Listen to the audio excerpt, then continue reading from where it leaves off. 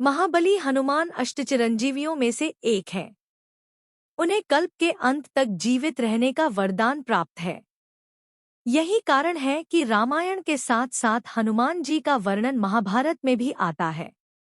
महाभारत में उनके द्वारा भीम के अभिमान को भंग करने और अर्जुन के रथ की रक्षा करने के विषय में तो हम सभी जानते ही हैं, किंतु हरिवंश पुराण में एक वर्णन ऐसा भी आता है जब श्री कृष्ण ने बजरंगबली के द्वारा बलराम जी, सुदर्शन चक्र, गरुड़ एवं देवी सत्यभामा का अभिमान भंग करवाया था। श्री कृष्ण कभी ऐसा नहीं चाहते कि उनका कोई भी प्रिय अहंकार के वश में आए। इसी कारण वे समय समय पर अपने प्रियजनों का अहंकार भंग करते ही रहते थे। किंतु एक बार स्वयं उनकी माया से महाबली बलराम, सुदर्शन चक्र, गरुड़ एवं उनकी पत्नी सत्यभामा अहंकार के वश में आ गए। वैसे मैं ये बताना आवश्यक समझता हूँ कि इस कथा में मूल रूप से सुदर्शन, गरुड़ एवं सत्यभामा जी का ही वर्णन है। बलराम जी का प्रसंग मूल रूप से इसमें नहीं है, क्योंकि वे स्वयं श्रीहरि के अवतार हैं। कदाचित जब उन्हें शेषावतार के रूप में प्रचारित किया जाने लगा, तभी उनका प्रसंग भी इसमें जोड़ दिया गया होगा। इससे पहले कि हम वीडियो में आगे बढ़े, यदि अभी तक आपने हमारे चैनल धर्म संज्ञान को सब्सक्राइब नहीं किया है, तो कृपया सब्सक्राइब कर लें ताकि आने वाली वीडियो का नोटिफिकेशन सबसे पहले आपको मिलता रहे। तो कथा ऐसी है कि श्री कृष्ण के माया के प्रभाव से बलराम जी, सुदर्शन, गरुड़ एवं माता सत्यभामा एक ही समय अहंकार के प्रभाव में आ गए। द्वैत नामक एक महाशक्तिशाली वानर था जो स्वयं को हनुमान जी से भी अधिक शक्तिशाली बताता था। वो राजा पौंड्रक का सेवक था जो स्वयं को कृष्ण ही बताता था। तो वे दोनों वास्तव में श्री कृष्ण और हनुमान जी की प्रसिद्धि का श्रेय स्वयं लेना चाहते थे। उसी महापराक्रमी द्वैत वानर का बलराम जी ने अपने केवल एक ही मुष्टि प्रहार से वध कर दिया था। तब उनके मन में अपने बल के प्रति तनिक अहंकार का भाव आ गया। सुदर्शन ने एक बार देवराज इंद्र के वज्र को निष्क्रिय कर दिया था, जिससे उसे भी अपने बल का अभिमान हो गया। गरुड़ प्रभु के वाहन थे। उनकी गति अतुलनीय थी और उन्हें अपने वेग का ही अभिमान था। अपनी पत्नी सत्यभामा के लिए श्री कृष्ण ने स्वर्ग पर चढ़ाई कर देवताओं से युद्ध किया और पारिजात को प्राप्त किया। इससे सत्यभामा जी को ये अभिमान हो गया कि वे ही श्री कृष्ण की सबसे प्रिय पत्नी हैं।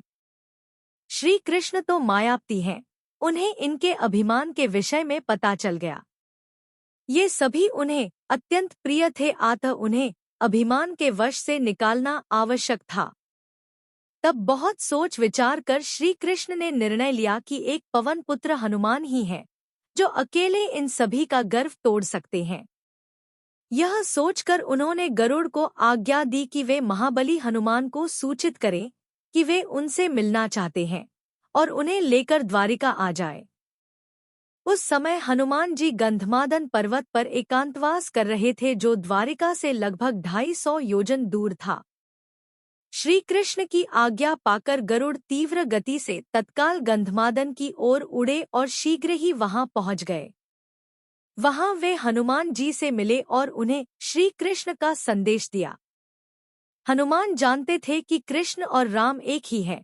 उन्होंने गरुड़ से कहा कि पक्षीराज, ये मेरा सौभाग्य है कि प्रभु ने मुझे स्मरण किया है।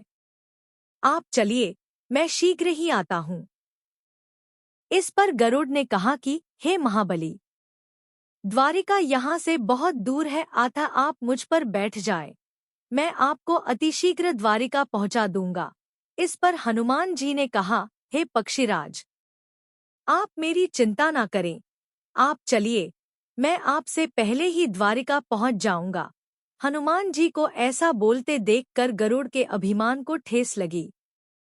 उन्होंने कहा कि इस संसार में सबसे अधिक गति मेरी ही है, पर फिर भी द्वारिका से यहाँ पहुँचने में मुझे बहुत समय लगा।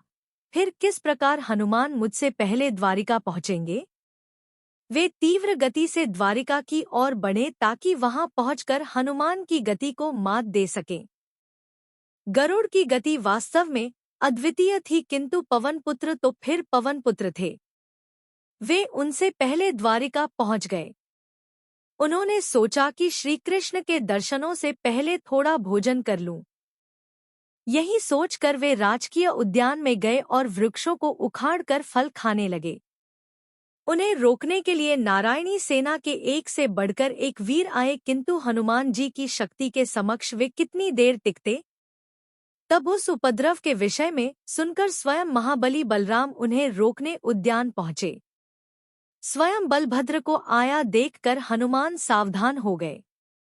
वे जानते थे कि श्री कृष्ण उनके माध्यम से ही बलराम जी का अभिमान भंग करवाना चाहते हैं, इसीलिए उनके कई बार रोकने पर भी वे नहीं रुके। इससे बलराम क्रोधित हो गए और दोनों के बीच तुमुल युद्ध छिड़ गया। दोनों ऐसे योद्धा थे जिनके बल की कोई सीमा नहीं थी। उस युद्ध में बलराम ये देखकर आश्चर्यचकित रह गए कि उनके भीषण से भीषण प्रहारों को भी वो वानर सहज रूप से रोक रहा था। यह देखकर उन्होंने अपनी पूरी शक्ति से हनुमान जी पर मुष्टि प्रहार किया।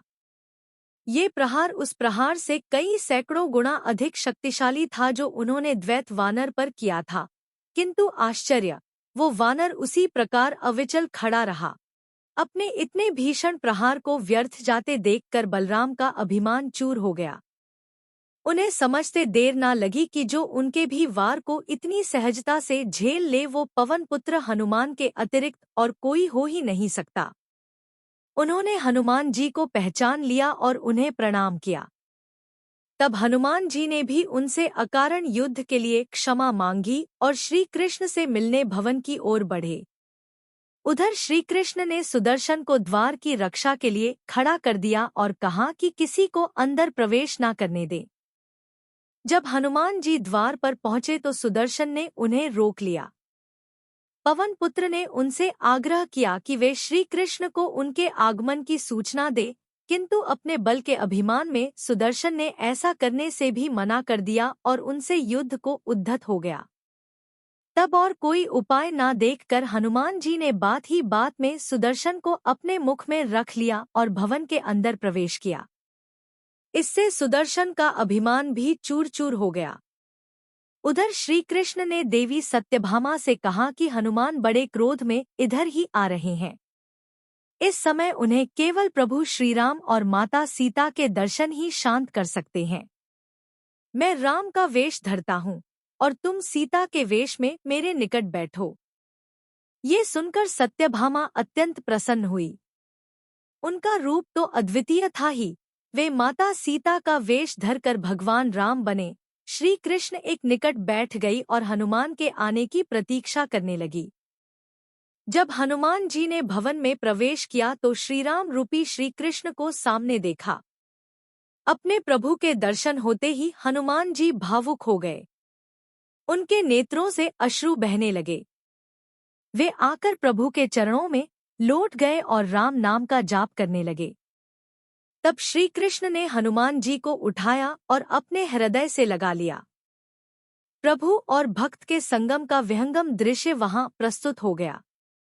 उधर माता सीता बनी सत्यभामा इसकी प्रतीक्षा कर रही थी कि अब हनुमान उनका भी आशीर्वाद लेंगे, किंतु उनकी ओर देखते ही हनुमान जी ने कहा, हे प्रभु, आज आपने किस दासी को अपने वामभाग में बिठा रखा है? माता सीता कहाँ है? ये सुनकर श्री कृष्ण ने तत्काल माता रुक्मिणी को वहां आने को कहा। माता रुक्मिणी के दर्शन होते ही हनुमान जी उन्हें माता सीता ही समझकर उन्हें प्रणाम किया। ये देखकर देवी सत्यभामा का अभिमान जल की भांति बह गया। जब प्रभु की लीला समाप्त हुई तब गरुड़ ने हनुमान का संदेश लेकर भवन में प्रवेश किया, किंतु जब उन्हें ये पता चला कि न केवल पवनपुत्र उनसे पहले यहाँ पहुँचे हैं, बल्कि उन्होंने इतनी लीलाएं भी समाप्त कर ली हैं, गरुड़ का अपने वेग के प्रति अभिमान तत्क्षण समाप्त हो गया। इस प्रकार श्री कृष्ण ने बजरंगबली के माध्यम से एक ही बार में अपने सभी प्रियजनों के अभिमान को भंग कर दिया। यदि आपको यह वीडियो पसंद आई हो तो कृपया कमेंट करें, लाइक करें और साथ ही वीडियो को आगे शेयर भी करें।